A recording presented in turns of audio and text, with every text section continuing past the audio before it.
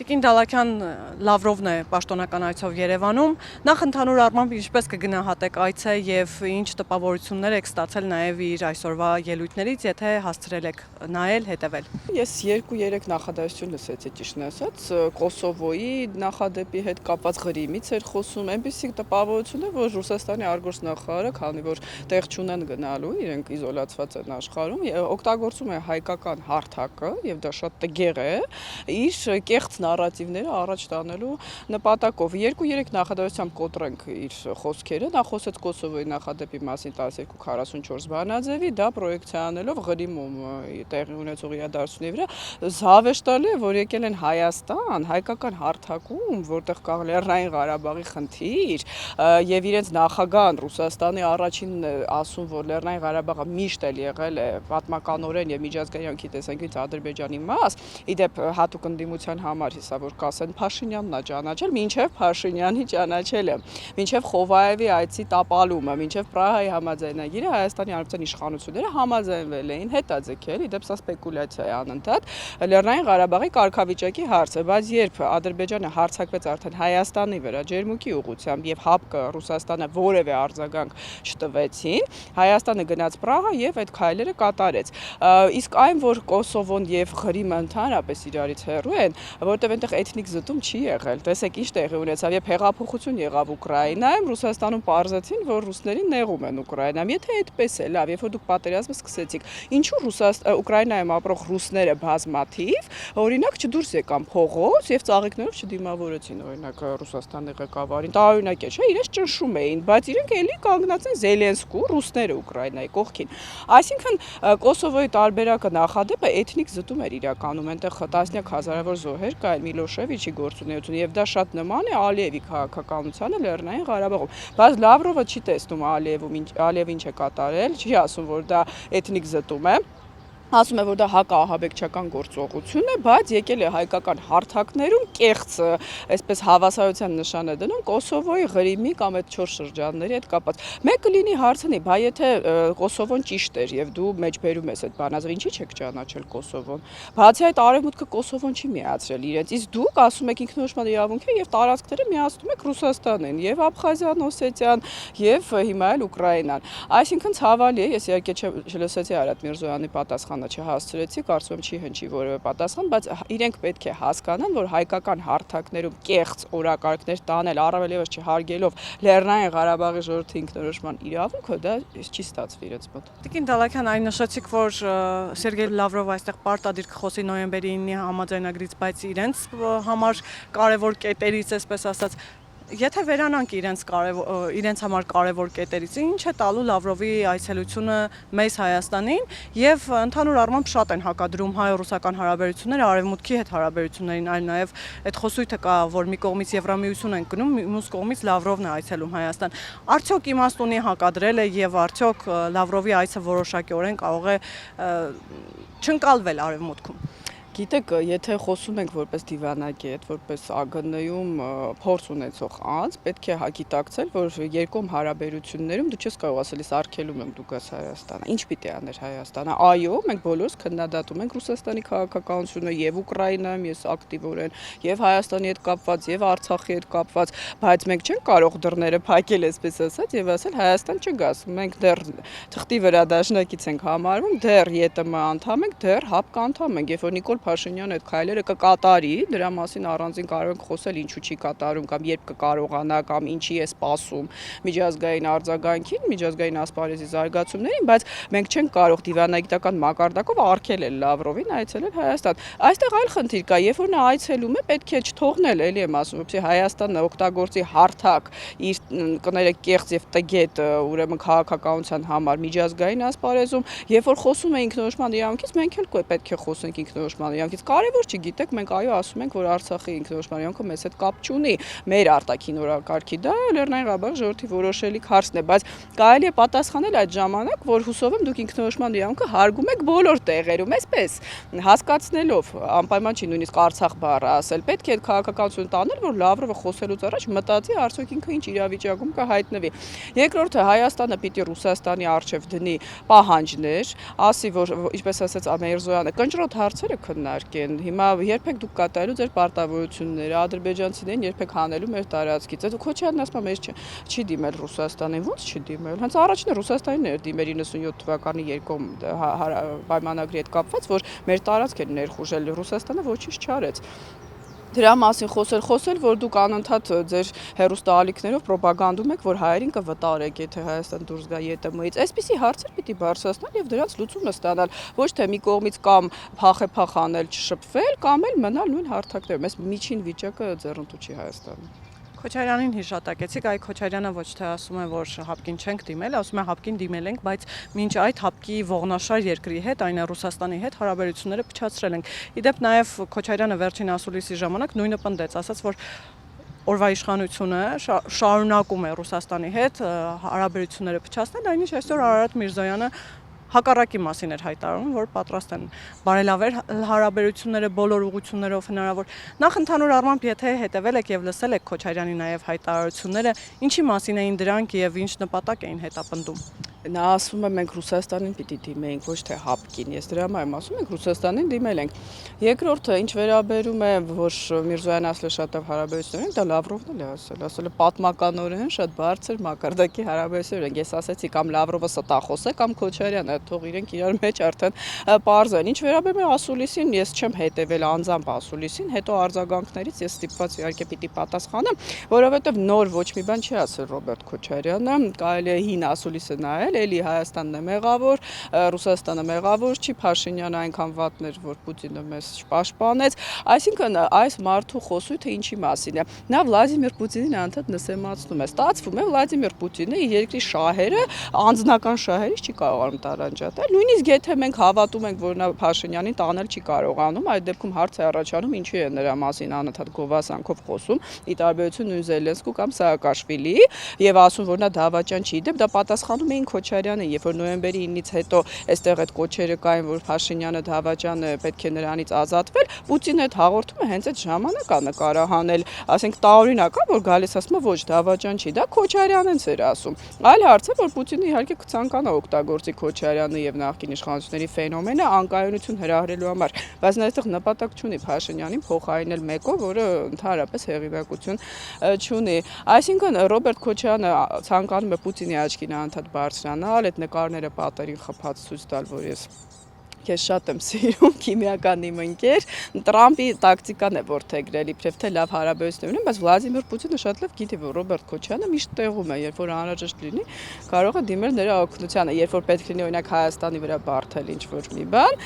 կարող է միշտ դիմել Ռոբերտ Քոչարյանին։ Ռոբերտ Քոչարյանը նաև այլ բան է ասում է Ռուսաստանին մեղադրում են նաև որ պատերազմը չի կանգնեցրել, բայց հոկտեմբերի 18-ին այդ առաջարկը եղել է, Նիկոլ Փաշինյանն է հրաժարվել, ասել է ոչ մենք պիտի կռվենք, որպեսզի միայն իրան չասեն դավաճան, չպիտակեն։ Այսինքն այստեղ էլ է Հայաստանը մեղավոր եւ հետո ասում է երբ որ դուք սխալ եք լինում, պետք չի ձեր մեղքը գցել Ռուսաստանի գրպանը։ Որտեղ է Հայաստանը մեղավոր եղել եւ այդ մեղքը բարթել Ռուսաստանի վրա, նաեւ խոսում էր որ հարաբերություններում մեծ ճգնաժամ կա ու ինքը գալով կկարողանա այդ ճգնաժամը, այսպես ասած, վերականգնել։ Ինչ եք կարծում իսկապես հայ-ռուսական հարաբերություններում այդքան խորը ճգնաժամ է հիմա։ Ես նոր մեջբերեցի Լավրովին, չարժե այլևս Քոչարյանի վրա ժամանակ ծախսել, ինչ վերաբերում է, տեսեք ինքը իրեն հակասում է, անտրամաբանական բաներ ասում, համ ասում է Փաշինյանը չէր ուզում դավաճան երևալ եւ շարունակեց, համ էլ անդադ ասում են ինքը որ եկել էր, արդեն որոշել էր հանձնել, ինքը դավաճան է։ Հիմա ես Ռոբերտ Քոչարյանի մտքի թռիչքը չեմ հասկանում, ճիշտ ասած հակասություն կա այստեղ։ Թող ասի Նիկոլ Փաշինյանը ուղղակի սխալ արեց, որ շարունակեց եւ չէր ուզում հանձնել, թե եկել էր հանձնել, դրա համար շարունակեց։ Սրանք տարբեր բաներ են։ Երկրորդը, ինչ վերաբերում է այդ ժամանակ իրավիճակին, Նիկոլ Փաշինյանն ասում է, ես հանդիպել եմ ՀՀԿ-ի հետ, նախկին իշխանությունների եւ իրենք ասել են շարունակիր։ Ասում են եւ այդ ձայնագրությունները կան, սա երկու, այսինքն մի կողմ նա պետք է լսեր նրանց թե ոչ, ասում է դուք էլ եք ասում շարունակիր, այսօր այդ նոր վարչապետի տեխնացուներն էլ են, չէ, ասել շարունակիր։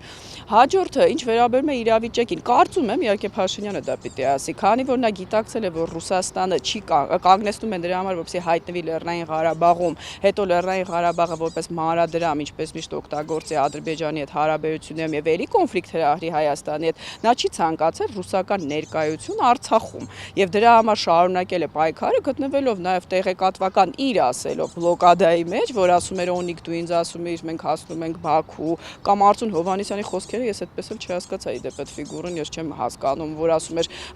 Գյանջան ռմբակոծել ենք, դա սուտ էր թե ոչ, ինչի եք ստում, կամ այդ տեղեկատվությունը ով էր ձեզ տրամադրել, այսինքն այս 44 օրյա պատերազմի մենք խոսում ենք անդադ քննիչ հանձնաժողով, քանի որ չի աշխատում,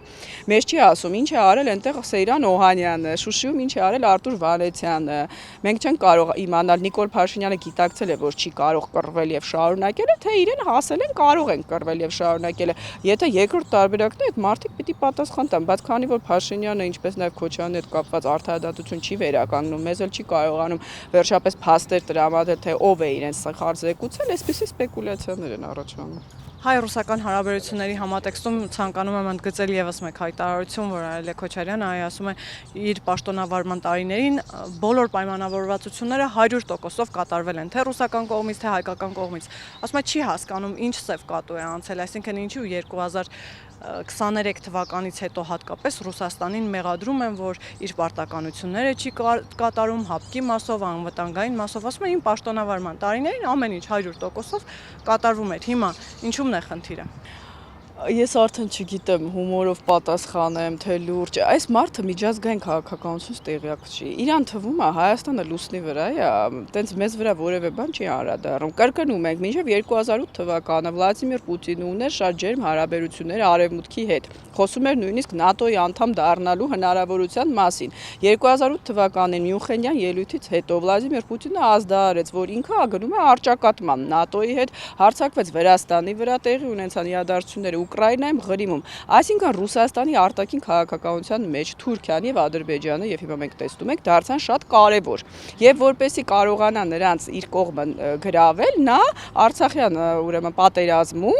վարում էր այդպիսի քաղաքականություն։ Գումարած դրան իրեն անհրաժեշտ է տարածաշրջանային կոմունիկացիաների վերահսկողություն, իսկ դա կարող է լինել միայն Արցախյան պատերազմից հետո։ Սա լուրջ վերլուծությունների կարիք ունի միջազգային ասպարեզում, ինչի 2010-ից հետո Ռուսաստանը սկսեց աննախադեպ զինել Ադրբեջանին։ Այդ ժամանակ էլ Սերժ Սարգսյանն էր, Նիկոլ Փաշինյանը չէր։ Դե թող ասի, որ Սերժ Սարգսյանն էլ է դավաճան։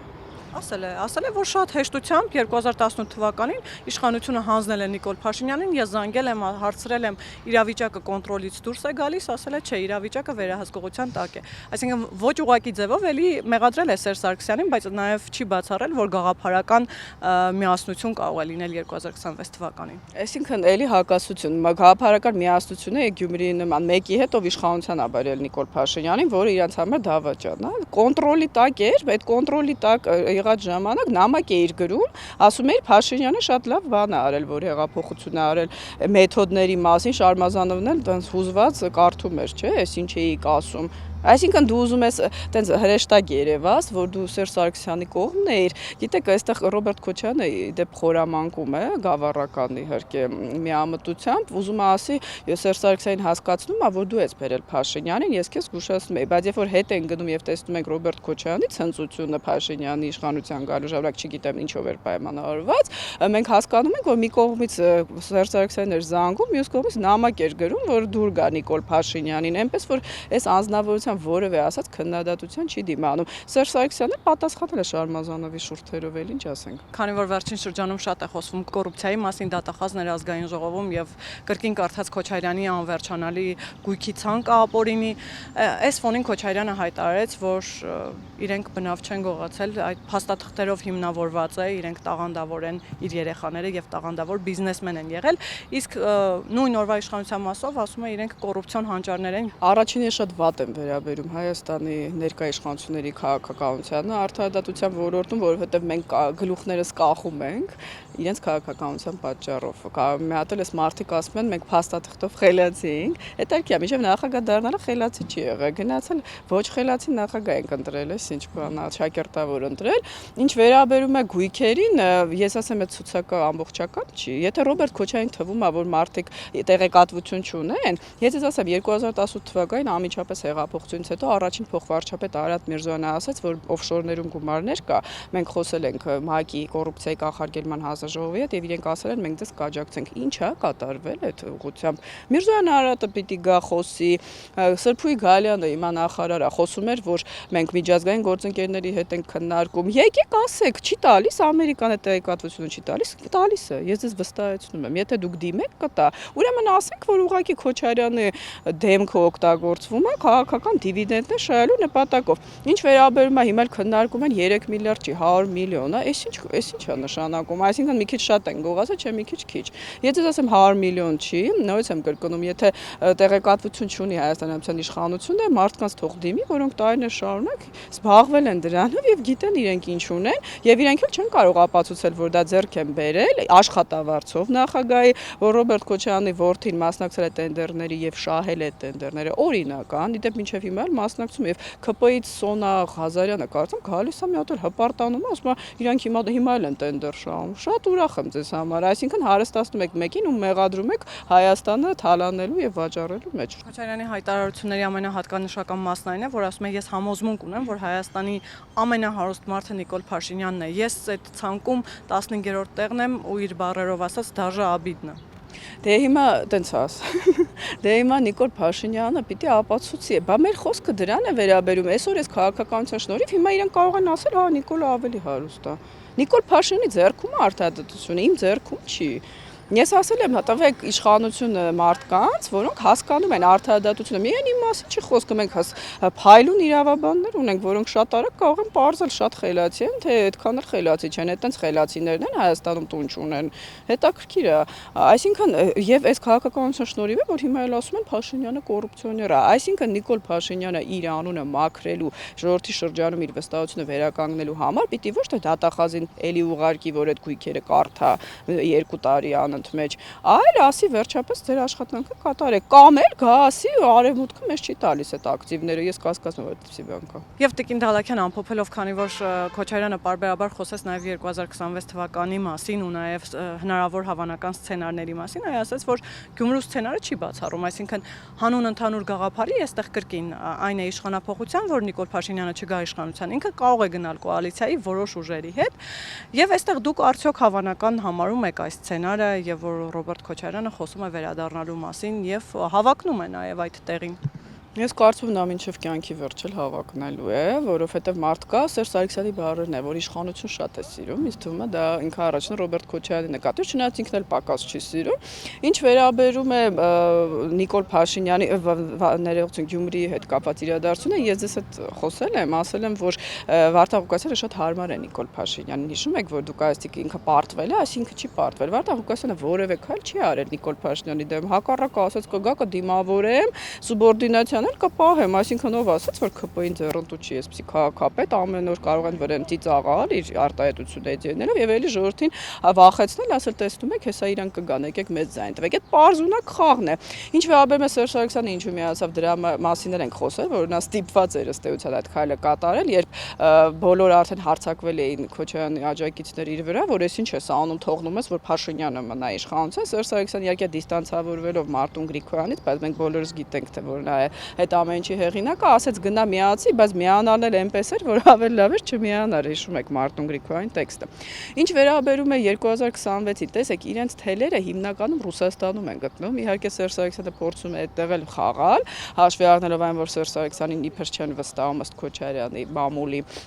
Ռուսաստանում, երբ վտանգը իրենց ընդհանուր է գույքերին, ազատությանը, իրենք կմիավորվեն, բայց երբ որ խոսքը իշխանության մասին է, ես կարծում եմ իրենք իրար ավելի դեմ են, քան նույնիսկ Նիկոլ Փաշինյանին, եւ դրա համար էլ անընդհատ իրենց թիմերի անդամները ամենամեծ մեղքերի մեջ են իրար մեղադրում, բայց այո, եթե պահը գա եւ Ռուսաստանը որոշի այստեղ անկայունություն հրահրել, կասի միացեք, այլ հարցը որ կարծում հայ ժողովուրդը երբեք չի գնա ընտրության եւ նրանց ընտրի,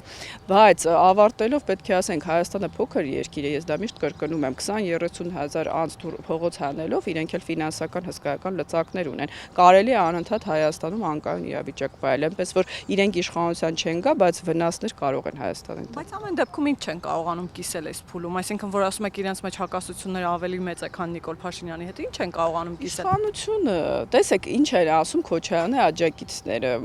երկրորդ, երրորդ դեմքերով չեմ խոսում քաղաքացիների մասին, ասում են նույն ինքը Քոչարյանը նամակում հասկացնում էր, որ երրորդ ժամկետի էր էր գնում Սերժ Սարգսյանը, այդ շարմազան որ կարդում է, եւ դրա համար ժողովուրդը դուրս եկավ փողոց, այսինքն Քոչարյանին դուր չի եկել այն, որ Սամրացյանը փոխելով Սարգսյանը ուզում էր գար 3-րդ ժամկետ, ել չասած, որ 13 թվականից հետո, երբ Սերժ Սարգսյանը չտվեց իշխանությունը Քոչարյանին, ամբողջ քոչարյանական մամուլը, այդ Վարդան Օսկանյան, Ծառուկյան այդ դաշնակցություն դաշինքը դրան էր ուղղված։ Ողողված էր նրանով, որ Սերժ Սարգսյանը խաբել է եւ Պուտին Մեդվեդև ռակիրովկան պիտի լիներ Քոչարյանը, որպեսզի հետ գար։ Ինչ վերաբերում է Սերժ Սարգսյանին, Սերժ Սարգսյանն էլ մեղադրում է Քոչարյանին, որ 2 ժամկետ նստել ես, ինձնից ինչ է իր ուզում, ես էլ իրավունք ունեմ նստեմ, բացի այդ ասում է, որ հիմա դու ես Փաշինյանի հետ խաղում, դու ես իր հետ գնում ընտրությունների, իմպիչմենտին չես միանում, այսպես կեղտոտ քարոզչություն։ Եվ ես ասել եմ, եթե մենք սպասում ենք, որ իրենք կկանգնեն իրար կասեն դավաճան կապիտուլյանտ, մենք դա չենք տեսնի, բայց այս ներքին գզվրտոցը ավելի խոսուն է, քան եթե ուղղակի Քոչարյանը կանգներ, ասեր Սարգսյանը դավաճան է։